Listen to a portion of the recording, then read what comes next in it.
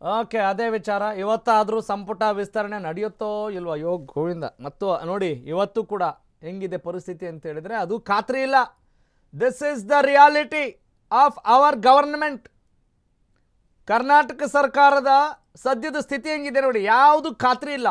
ಇದಮ್ಮಿತ್ತಮ್ ಅಂತ ಒಂದು ಖಚಿತವಾಗಿ ಮಾತನಾಡೋ ಧೈರ್ಯನೂ ಇಲ್ಲ, ಸ್ಥೈರ್ಯನೂ ಇಲ್ಲ, ಡ್ಯಾಶು ಇಲ್ಲ. ಎಸ್, ನೋಡೋಣ ಅದು ಏನಿದೆ ಹಕ್ಕಿಕತ್ತು.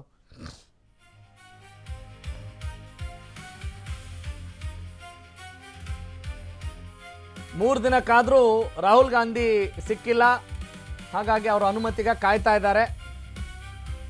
ರಾಹುಲ್ ಈಗ ಬರ್ತಾರೆ ಆಗ ಬರ್ತಾರೆ ಅಂತ ಕಾಯೋದೇ ಆಯಿತು. ಅದೇ ರಾಗ ಅದೇ ತಾಳ. ಪಟ್ಟಿ ಹಿಡಿದು ಕಾದು ಕೂತಿದ್ದಾರೆ ರಾಜ್ಯ ನಾಯಕರಿಗೆ. ಪಟ್ಟು ಹಿಡಿದಿದ್ದಾರೆ, ಪಟ್ಟಿನೂ ಹಿಡಿದಿದ್ದಾರೆ, ಅದರಲ್ಲಿ ಏನು ಅನುಮಾನ ಇಲ್ಲ. ಬಕಪಕ್ಷಿಯಂತೆ ಕುಳಿತ ಶಾಸಕರು ಕೈಪಡಿಯಲ್ಲಿ ಅಸಮಾಧಾನ ಜೋರಾಗಿದೆ. ಇವತ್ತಾದರೂ ನಡೆಯಲಿದೆಯಾ ಕಾಂಗ್ರೆಸ್ ಹೈ ವೋಲ್ಟೇಜ್ ಮೀಟಿಂಗ್?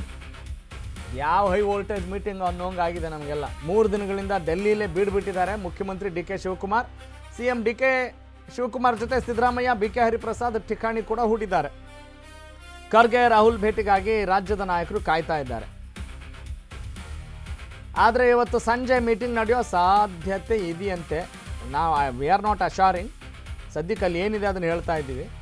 ದಿನವಿಡೀ ಸಂಸತ್ ಅಧಿವೇಶನದಲ್ಲಿ ರಾಹುಲ್ ಗಾಂಧಿ ಮತ್ತು ಮಲ್ಲಿಕಾರ್ಜುನ್ ಖರ್ಗೆ ಇದ್ದಾರೆ. ಹೀಗಾಗಿ ಇವತ್ತು ಕಲಾಪ ಮುಗಿದ ಬಳಿಕ ಸಭೆ ಸೇರೋ ಸಾಧ್ಯತೆ ಇದೆ.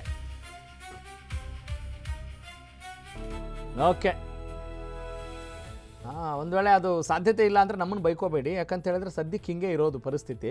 ಅವ್ರಿಗೆ ಖಾತ್ರಿ ಇಲ್ಲ ರೀ. ಅಲ್ಲೆಲ್ಲ ಹಿಡಿ ಶಾಪ ಹಾಕ್ಕೊಂಡು ಕೆಲವರೆಲ್ಲ ವಾಪಸ್ ಬರ್ತಾ ಇದ್ದಾರೆ. ಹಂಗಿದೆ ಪರಿಸ್ಥಿತಿ. ಅಂದರೆ ಏನು ತೋರಿಸುತ್ತಿದ್ದು? ಅಲ್ಲಪ್ಪ, ನಿಮಗೆ ಒಂದು ಸಂಪುಟ ವಿಸ್ತರಣೆ ಮಾಡೋಕ್ಕೂ ಕೂಡ ನಮ್ಮ ಮುಖ್ಯಮಂತ್ರಿಗಳ ಕೈಯಲ್ಲಿ ಸಾಧ್ಯ ಆಗ್ತಾ ಇಲ್ವೋ? ಎಲ್ಲದಕ್ಕೂ ಕೂಡ ಅಲ್ಲಿಂದ ನೀವು ಸೈನ್ ಹಾಕಿ ಅಧಿಕೃತ ಮುದ್ರೆನೇ ತೊಗೊಂಬರ್ಬೇಕಾ?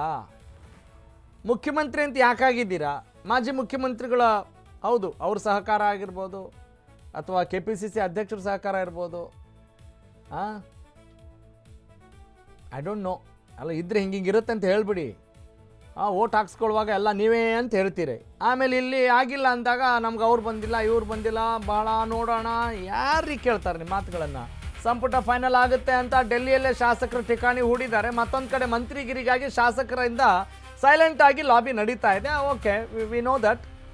ದೆಹಲಿಯಲ್ಲೇ ಇರೋ ಬಹುತೇಕ ಕರ್ನಾಟಕದ ಕೈ ಶಾಸಕರೇನಿದ್ದಾರಲ್ಲ, 3 ದಿನ ಕಳೆದ್ರು ಏನು ಫೈನಲ್ ಆಗ್ತಾ ಇಲ್ಲ. ಸಚಿವರು ಫೈನಲ್ ಲಿಸ್ಟ್ ಅದು ಫೈನಲ್ಲೇ ಆಗ್ತಾ ಇಲ್ಲ. ಇನ್ನು ಕ್ವಾರ್ಟರ್ ಫೈನಲಲ್ಲಿ ಇದೆಯೋ ಸೆಮಿಫೈನಲ್ ಇದೆಯೋ ಗೊತ್ತಿಲ್ಲ. ಒಟ್ಟಿನಲ್ಲಿ ಕಾದು ಸುಸ್ತಾಗಿ ಬೆಂಗಳೂರಿಗೆ, ಅಯ್ಯಪ್ಪ ಈ ಸಚಿವ ಆ ಸ್ಥಾನನೇ ಬೇಡ ಅಂತೇಳಿ ಹೈರಾಣಾಗಿ ವಾಪಸ್ ಬರೋರು ಇದ್ದಾರೆ, ಬಂದಿದ್ದಾರಂತೆ. ದೆಹಲಿಯಿಂದ ಬೆಂಗಳೂರಿಗೆ ಕೆಲ ಕಾಂಗ್ರೆಸ್ ಶಾಸಕರು ಬಂದಿಳಿದಿದ್ದಾರೆ. ಅಂದರೆ ಕೆಲವು ಅನಿಸುತ್ತಲ್ಲ, ಏಯಪ್ಪ ಇಷ್ಟೊಂದು ಕಾಯ್ಬೇಕಾ? ಅಟ್ಲೀಸ್ಟ್ ನಮ್ಮ ಊರಲ್ಲಿದ್ದರೆ, ನಮ್ಮ ಕ್ಷೇತ್ರದಲ್ಲಿದ್ದರೆ ಜನ ನಮ್ಮನ್ನು ಪ್ರೀತಿ ಆದರೂ ಮಾಡ್ತಾರೆ, ನಮ್ಮ ಮೇಲೆ ಗೌರವ ಆದರೂ ಇರುತ್ತೆ, ಏನಾದರೂ ಕೆಲಸ ಆದರೂ ಮಾಡ್ಬೋದು ಅಂತ ಆಲೋಚನೆ ಕೂಡ ಮಾಡ್ಬೋದು. ಡೆಲ್ಲಿಯಲ್ಲೇ ಇರೋ ಬಹುತೇಕ ಕರ್ನಾಟಕದ ಕೈ ಶಾಸಕರು 3 ದಿನ ಕಳೆದ್ರು ಸಚಿವರ ಫೈನಲ್ ಲಿಸ್ಟ್ ಫೈನಲ್ ಆಗಿಲ್ಲ. This is the point. Okay, ಒಟ್ಟಿನಲ್ಲಿ ಬೆಂಗಳೂರಿಗೆ ಕೆಲವರು ವಾಪಸ್ ಆಗಿರೋದಂತೂ ಸುಳ್ಳಲ್ಲ. ಓಕೆ, ರೋಣ ಶಾಸಕರು ಮಾತನಾಡಿದಾರ್ರಿ ಈ ವಿಚಾರಕ್ಕೆ ಸಂಬಂಧಪಟ್ಟಾಗೆ. JS ಪಾಟೀಲ್ರು, ಬನ್ನಿ ಕೇಳಿಸ್ಕೊಂಡು ಬರೋಣ.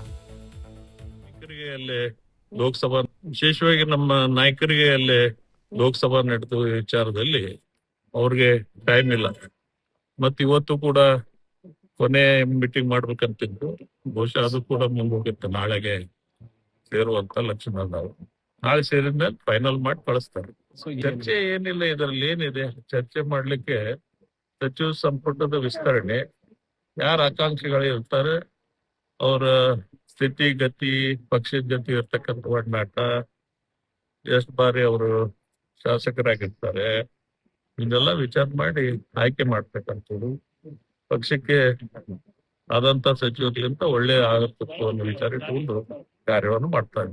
ವಿಶೇಷವಾಗಿ ನಮ್ಮ ನಾಯಕರಿಗೆ ಅಲ್ಲಿ ಲೋಕಸಭಾ ನಡೆದ ವಿಚಾರದಲ್ಲಿ ಅವ್ರಿಗೆ ಟೈಮ್ ಇಲ್ಲ. ಮತ್ ಇವತ್ತು ಕೂಡ ಕೊನೆ ಮೀಟಿಂಗ್ ಮಾಡ್ಬೇಕಂತಿದ್ದು, ಬಹುಶಃ ಅದು ಕೂಡ ಮುಂದೋಗುತ್ತೆ. ನಾಳೆಗೆ ಸೇರುವಂತ ಲಕ್ಷಣ ಅದಾವೆ. ನಾಳೆ ಸೇರಿದ್ಮೇಲೆ